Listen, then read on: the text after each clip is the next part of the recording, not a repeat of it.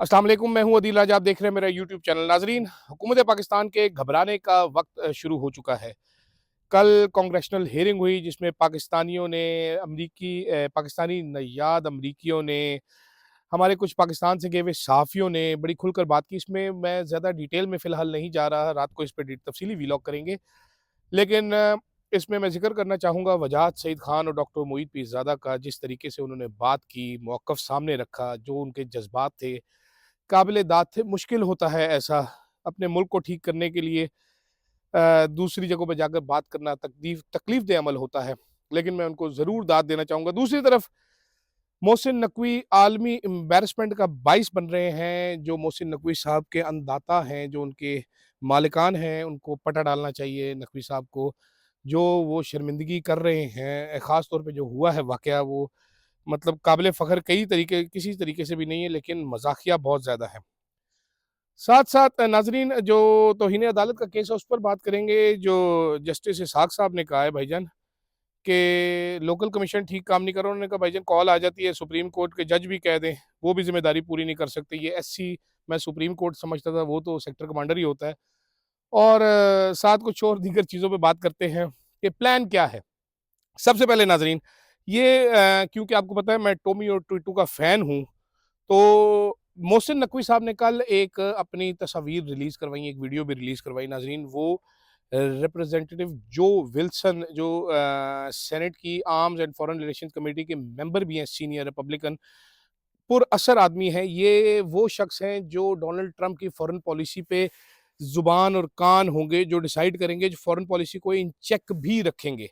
जो विल्सन साहब, इनसे मुलाकात की तस्वीर जारी करवाई। कुछ साफ़ियों ने बड़ा सेलिब्रेट किया इसको कि जी मोहसिन नकवी की फाइनली एक ऐसे बंदे से मुलाकात हो गई है जो असर रखता है फॉरेन पॉलिसी पे ऊपर।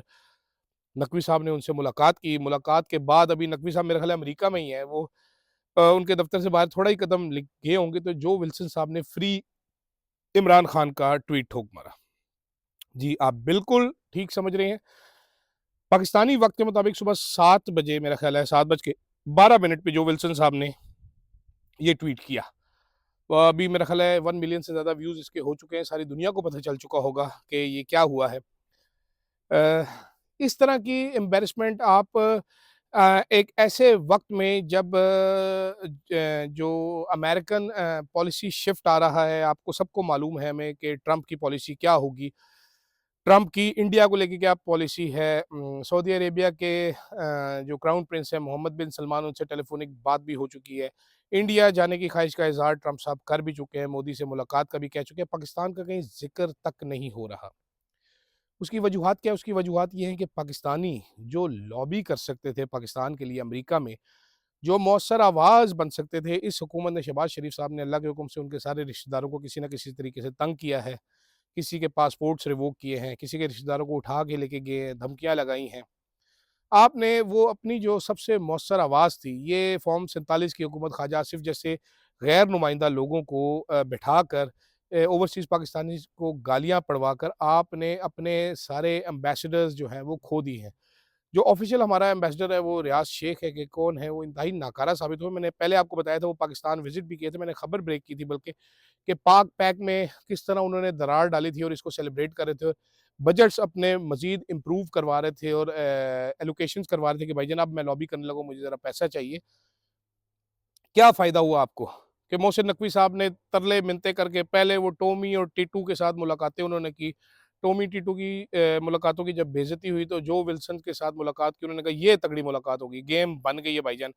ट्रंप की तारीफ़ें-शरीफ़ें की उन्होंने। उन्होंने कहा भाईजान मैं फ़ॉर्म 47 का असल डिफेक्टो वज़ीर-ए-आज़म हूँ, सबसे पावरफुल मैं हूँ तो मैं इंटीरियर मिनिस्टर, लेकिन मैं सारे काम करता हूँ। उनको बताया होगा यकीनन अपनी खिदमात का कि भाईजान मैं औरतें घरों से उठवा लेता हूँ, मैं आपके घर पे बुलडोज़र भी चलवा सकता हूँ, मैं दफ़ा 144 लगा सकता हूँ पंजाब पुलिस को भेजकर, मैं धमकियाँ बड़ी अच्छी लगाता हूँ। मैं छट्टे भी, याद है ना वो छट्टे वाली लाइन, 26 नवंबर को छट्टा भी मैंने लगाया था। कल इनको वाशिंगटन में ही बुचर ऑफ डी चौक के नाम से याद किया गया। पाकिस्तानी डायस्पोरा ने बताया कि मोहसिन नकवी ने क्या-क्या किया था, स्टेटमेंट्स चलाई, वीडियोज़ दिखाई। शहबाज़ गिल साहब, डॉक्टर शहबाज़ गिल साहब भी वहाँ पर मौजूद थे, उनको भी आजकल एफआईए का एक अफ़सर धमकी लगा रहा है। खबर जो मुझे मिली है नाज़रीन वो ये है कि ये रजीम अब डरी हुई है इस बात से कि प्रेशर आया तो हम क्या करेंगे। ऊपर-ऊपर से कहा जा रहा है कि भाईजान ये प्रेशर आ गया तो इसको हम रेज़िस्ट करेंगे, लेकिन अंदर से काँपे टाँगी हुई हैं। साथ-साथ जो एक बात चल रही है वो ये चल रही है कि भाईजान 26वीं आईनी तरमीम हमने मंज़ूर करवाई है, तमाम कवानीन इनकी मौजूदगी में अगर इमरान खान पावर में आ गया, तो ये तो बड़ा खौफ़नाक डिक्टेटर बन जाएगा, इतनी पावर इमरान खान को मिल जाएगी। इनके पास तो पावर नहीं है, ये तरमीमें जिन्होंने इनसे पास करवाई हैं, अपनी मर्ज़ी से पास करवाई हैं। तो अगर खान आ गए तो फिर क्या होगा? सुप्रीम कोर्ट भी उसकी, पुलिस भी उसकी, सब कुछ उसका, पंजाब पुलिस से बना के रख देगा सबको, ये क्या हो गया है? तो अब ये भी एक पाई जा रही है कि जी अगर प्रेशर आया तो 6 महीने का टाइम बाय किया जाएगा, इन 6 महीनों में रिवर्स किया जाएगा 26वीं आईनी तरमीम को, तब इमरान खान को निकाला जाएगा, वरना तो बड़ा गड़बड़ घोटाला हो जाएगा। मैं बड़ी ऑथेंटिकली आपको ये बता रहा हूँ कि ये भी एक सोच पाई जाती है। दूसरी तरफ डोनाल्ड ट्रंप ने असलहे की भी डिमांड की है कि वापस की जाए, उस पे फ़ॉरेन ऑफिस का एक बयान आ गया कि ये तालिबान का मामला है और अमेरिका का मामला है, हमारा क्या ताल्लुक है इससे? वो जो $300 मिलियन का असला छोड़ के चली गई थी अमेरिकी फ़ौज। कुछ लोग कह रहे हैं कि नहीं हमारा कुछ मामला है, मुझे ज़्यादा मालूमात नहीं है, जानकारी नहीं है इस बारे में, तो मैं नहीं बात करता। दूसरी तरफ सुप्रीम कोर्ट में एक अजब तमाशा लगा हुआ है। मुज़ाकरात तो ख़ैर बढ़ चुके हैं। इस पे मैं ज़रूर रोकते हैं सुप्रीम कोर्ट को कुछ देर के लिए, इस पे मैं ज़रूर बात करना चाहूँगा कि मुज़ाकरात अब जैसे बढ़ते जा रहे हैं, तो आपको अब अंदाज़ा होगा कि ये कितना तहरीक-ए-इंसाफ का गलत स्टेप था, इमरान खान का ये मुज़ाकरात करना, ऐसे वक़्त पर मुज़ाकरात करना। और मेरा ख़्याल है जितनी जल्दी तहरीक-ए-इंसाफ इनको ख़त्म कर दे बेहतर होगा, क्योंकि हुकूमत ने तहरीक-ए-इंसाफ को शर्मिंदा करने के अलावा और कुछ भी नहीं किया इसमें।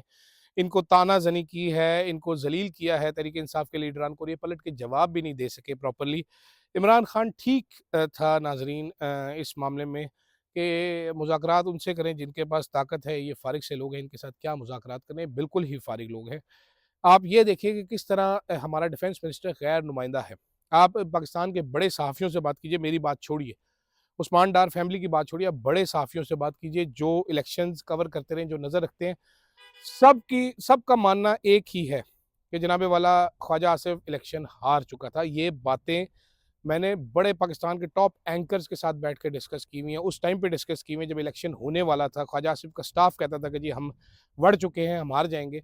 कैसे गैर नुमाइंदा शख्स को लाके मिनिस्टर ऑफ डिफेंस बनाया गया और कैसे अब वो गैर ज़रूरी किस्म के बयानात देता है। वो सच ही कहते हैं, मतिउल्लाह जान ने कहा था लास्टिक के शलवार, इनके लास्टिक के शलवार का लास्टिक भी ढीला है, एक हाथ से इनको पकड़नी पड़ती है वो हर टाइम पे। ये इनको ऐसी रेस में ये शलवार पहना के खड़ा कर दिया गया है ना, वो क्या उसका नाम है, अपना एक लतीफ़ा था बड़ा पुराना इलास्टिक की शलवार का ही, कि एक 2 माएँ मिलती हैं तो एक का बच्चा मुँह में उँगली डाल के बैठा होता है, नाक उसकी बहरी होती है। तो दूसरे का बच्चा जो है वो दोनों हाथों से अपनी उसने शलवार पकड़ी होती है। तो वो कहती है भैने मेरा मुंडा ते अंगूठा चूसन तो बाज़ नहीं आंदा, नक भी वगी जांदा है ते तेरा मुंडा खलोता है चुप करके, तू की कीता? कहंदे भैणे मैं तो छुड़वा दित्ता है। ਕਹਿੰਦੀ ਕਿਸ ਨੇ? ਕਹਿੰਦਾ ਮੈਂ ਇਹਦੀ ਸ਼ਲਵਾਰ ਚੋਂ ਨਾੜਾ ਕਰਕੇ ਢਿੱਲਾ ਲਾਸਟਿਕ ਪਾ ਦਿੱਤਾ ਹੈ। और जिवें छड़दा ना एक साइड तो थल्ले लै जाती है, तो फिर अंगूठा नहीं चूसता, शलवार पकड़े खड़ा रहता है। तो ये इस तरह का ढीला लास्टिक है, इनकी दोनों हाथों से पकड़े खड़े रहते हैं। जो एक साइड से छोड़ेंगे यहाँ से उतर जाएगी, दूसरी साइड से छोड़ेंगे यहाँ से उतर जाएगी, तो ये पकड़ के ऐसे खड़े रहते हैं कि भाईजान हमारी लास्टिक की शलवार ना उतर जाए। दूसरी तरफ सुप्रीम कोर्ट में थिएटर लगा हुआ है, जस्टिस मंसूर अली शाह साहब जो हैं वो चीज़ें ले रहे हैं, अब कोई चीज़ा ही कहा जा सकता है। वो शर्मिंदा भी कर रहे हैं, ज़लील भी कर रहे हैं, टॉन्ट्स भी मार रहे हैं और साथ-साथ बता भी रहे हैं कि भाईजान हमें सब कुछ समझ आ रहा है। एहसन बून साहब को भी उनका थोड़ा धक्का और लगाते, भाईजान आईनी कोर्ट ही बनवा लेते। तो एहसन बून ने कहा हमने तो पूरी कोशिश की थी जी, वो बन नहीं सका। तो उसका भी एक अच्छा नतीजा मेरा ख़्याल है बरामद होगा, वहाँ से रिवर्सल शुरू होगा। ये हमारी पाकिस्तान की अशराफिया के पास एक मौका है कोर्स करेक्शन का। आप 6 महीने आपको नहीं चाहिए, चंद ही दिनों में कोर्स करेक्शन शुरू हो जाएगी। Political stability is of utmost important at the moment. Pakistan में पॉलिटिकल स्टेबिलिटी होगी तो हम यकजा होकर बाहर की जानिब देख सकेंगे, वरना इसहाक डार साहब वज़ीर ख़ारिजा की हैसियत से बिल्कुल सिफ़र है, मोहसिन नकवी साहब हर हैसियत से बिल्कुल सिफ़र हैं, बिला वजह की पावर उनको दी गई है। और बाकी आपको पता ही है ये हुकूमत झूठ पे खड़ी है, झूठ बोलती है। मैं बार-बार कहता हूँ ये झूठी हुकूमत है, झूठ बोलती है, झूठ बोलने से हम आगे नहीं बढ़ सकेंगे। दुनिया में हमने कुछ करना है, पाकिस्तान को बचाना है, पाकिस्तान को ठीक करना है, तो कोर्स करेक्शन अभी के अभी लाज़मी है। फ़िलहाल नाज़रीन इतना ही, इजाज़त दीजिएगा। अल्लाह हाफ़िज़।